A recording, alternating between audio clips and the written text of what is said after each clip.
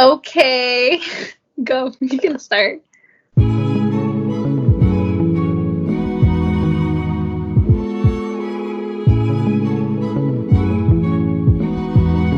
Okay. I don't know. Hi, everyone. This is our first podcast. This is Fashionably Conscious, the new podcast Isabella and I are starting. This is like the first episode, so this will be basically introduction and as to why we wanted to start this podcast. If you don't know us, here's a little introduction. So, Isabella. So I'm Isabella, and I met Aitana in college. We met. We're both fashion majors, and we met in class. I think we were doing a school project, right? And then we kind of got paired together. And from there, we had a couple other classes together. We kept in touch, and we ended up studying abroad in Paris together, and that's where we kind of really got close. Yeah. I know. I remember that was we took the same flight. We decided to take the same. And dude, that was like the longest flight of my life. And then the freaking plane smelled like urine, remember? Oh, that was on the way back. Oh, God. I don't know. Smell, but the tickets were really cheap. They were like $500. Oh, we stopped at Ireland, didn't we? Or was it Scotland? Ireland? Sweden. It was Sweden. Oh. I don't know, somewhere. I think it was Greenland. Oh yeah, there you go. We stopped at Greenland. And then it was like 15 hours flying. It was very long. But yeah, here we are. It's 2020, July 2020. So we're going through a current pandemic. The coronavirus is crazy right now. We're doing we're doing like a Skype version of a podcast. We wanted to record it, and we're doing this because we obviously can't be in contact right now. But so yeah, I personally, why did we study fashion? Why did we choose to study fashion?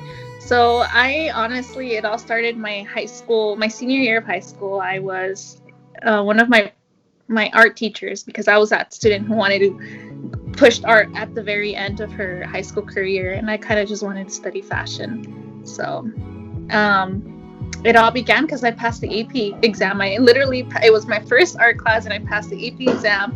I did it in unconventional fashion. So I made dresses out of weird things like cups and newspaper and corn husks. It was my end of high school year, and I took an art class, passed it, and in that class I did a lot of unconventional fashion. But yeah, that's how I started. Honestly, if you would have asked me like 10 years ago if I would have a fashion degree, I would be laughing. Like, I know that sounds cheesy, but I really would. I'm still like, what the hell? How did that happen? But yeah. And you? How did you? I really liked history in high school, and I really liked art, and I feel like fashion kind of reflects the times that we're in. It really tells us about like the era that we're in right now. If you look at like trends, it kind of tells us like what's going on in the world, and that's kind of why I fell in love with fashion. And then when I was in high school, I started taking like sketching classes for fashion illustration. And that was like really fun, and I applied to a whole bunch of like fashion design schools, and I didn't get in because I was like not that great at sketching, and I thought I wanted to be a fashion designer. And then going through college, I took fashion classes, and I kind of realized I didn't really want to go into design. It wasn't really for me, and I ended up going into merchandising, which I still really love fashion. Yeah, I love fashion. It's just a lot of things I don't agree with the industry, which we'll be discussing.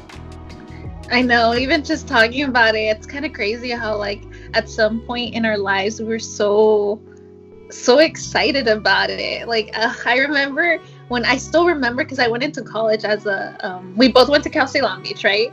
And I remember I started off as a business degree. And I was just so sad. I don't know why.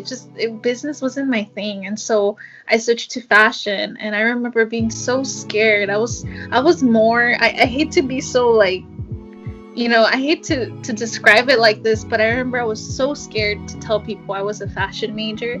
I think it was like it was just I thought people would judge me. I thought people would belittle me because of it, because I always held the standard to myself that I would do something, in like the business side, the science side. But I never really wanted to accept the fact that I really wanted to do something in the creative side of, of the business of the creative side of the world, So yeah, and like right now, unfortunately, there's a lot of things that as an adult, once you graduate, it's kind of like, damn, we're going through so much right now as post fashion graduates. I know that even after we graduated and looking for jobs, that was like, I know you have the craziest story.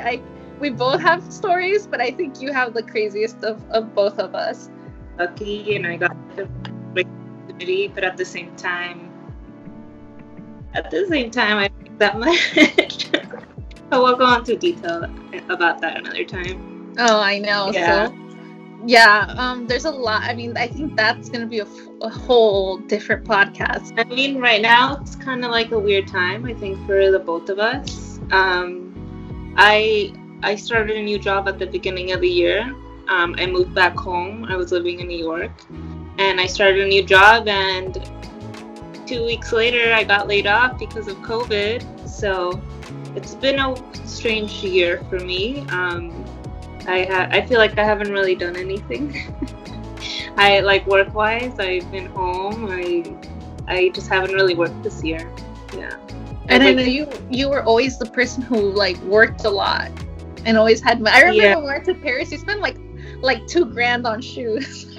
I thought, like, even when I was in college, I worked part-time at Costco, and then I would still intern in between then and class. Like, I've always been like a workaholic, and for me to not work, it's like weird, really weird.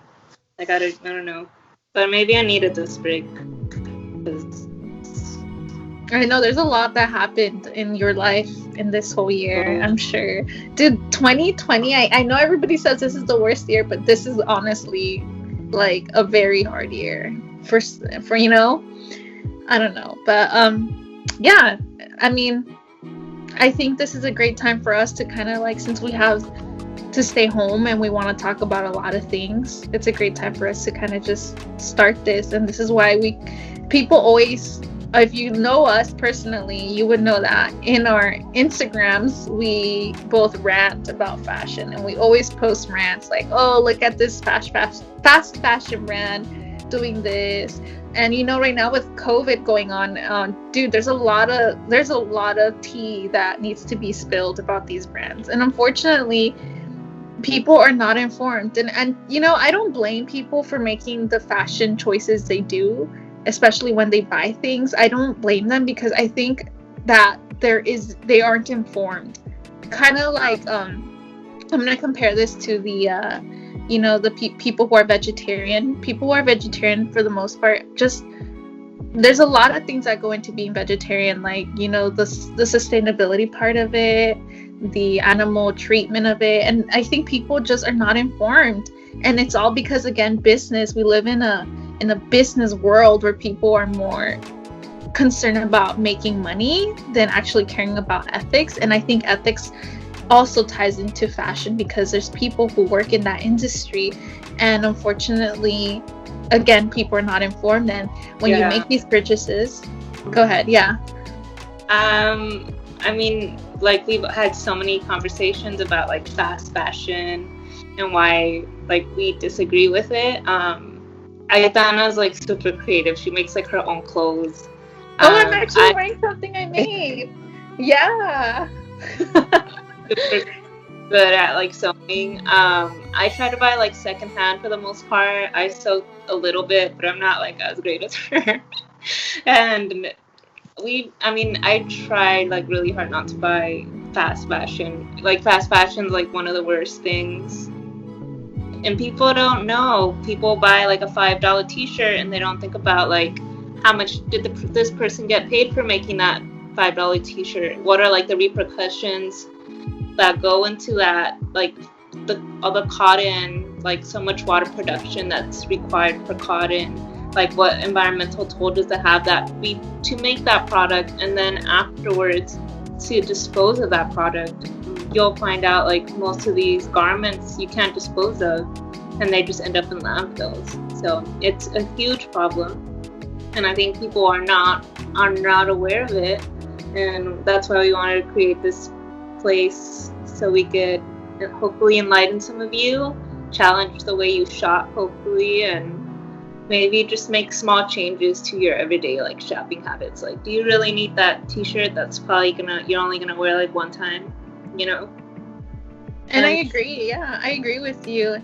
Like, in terms of that, I don't think that's the thing. Like, I don't think places like in deep down, I don't think they're bad. Like Forever 21 and H&M. I think it's the consumer who has made them really bad. Does that make sense? No, I think they're bad. They know what they're doing. They know what's going to make them money, and they don't care about the repercussions. They don't care about the workers in the factory. They don't care about the stuff that goes into the environment, and they just kind of like turn a blind eye. Like, oh, I don't know what's going on. The factories are the ones making the products. I don't know what goes on in the factories. And I mean, they could say that. They don't really know because it's not their factories. They find factories to make clothes for them. So it's easy to like turn around, you know, and say like, oh, I don't know what goes on in the factory. For all I know, everything's good, but in reality, it's not. It's really not. No, and yeah, and that's what I'm saying. Like, at the end of the day, the only person to really blame, and I believe this, is the consumer, because companies revolve around the consumer. Yeah. And unfortunately, if people, like I said, if people go to Forever 21, for example, and are buying clothes every weekend, obviously these companies are going to be like, you're paying us money, you're giving us your money, and we're going to make more money off you. Yeah. And I personally have purchased things from Forever 21 and H&M. However, this is what I mean. I always say this. However, I purchase something and I wear it till it's like falling apart, until like the sleeve falls apart. Like, there's things that I remember. There was a sweater that I had for like 5 years from Forever 21. It cost me like $30, you know, but I wore it for 5 years. I wore it through like all of high school, my first 2 years of college. Like, it was something. And to me, that's a sustainable buy, because I wore it until, you know, it even hurt to throw it away because it was such a beautiful, like, it fit well. The fabric wasn't so bad. And, you know, keep in mind, this was about like 7 years ago. Fabric wasn't as bad, but like now I think their quality is like really, really bad. No, yeah. And people don't really care about the quality. They're just like, oh, I want something cute that's trendy, you know. So they'll buy cheap clothes. They don't care that's gonna last them like 2 washes because it's cute for the time being. But yeah. No, yeah, I yeah, for sure. And I think this is another topic we want to talk about: influencers. Yeah. Like, dude, like, oh gosh, I think Cardi B got paid like $500,000 to say she loves Fashion Nova and to like wear her clothes. Like Kylie Jenner, all these people, like, people look up to them and then they go try to like look like them and buy clothes from them. But like Fashion Nova is like, it's so bad. Like, the quality's horrible. They don't pay their workers. It's just, they make cute, trendy clothes that are gonna last like one wash. Yeah, and it's like people look up to these influencers. Like, for example, I hate to call Cardi B out, but I know she's trying to get, like, she's very involved. She was very involved in like the Bernie Sanders campaign, and Bernie Sanders is all about, you know, making a living wage and so forth. Yet you have Cardi B on the other side saying that, oh, you know, Fashion Nova is this and Fashion Nova is that. But on other sides of the country, you don't understand that this brand that you're like so-called, you know, that you're trying to influence and you're advertising, and another part of the world, it's actually like, you know, it has sweatshops. Yet you're so for like rights. It's just so controversial, and it's like, I want to.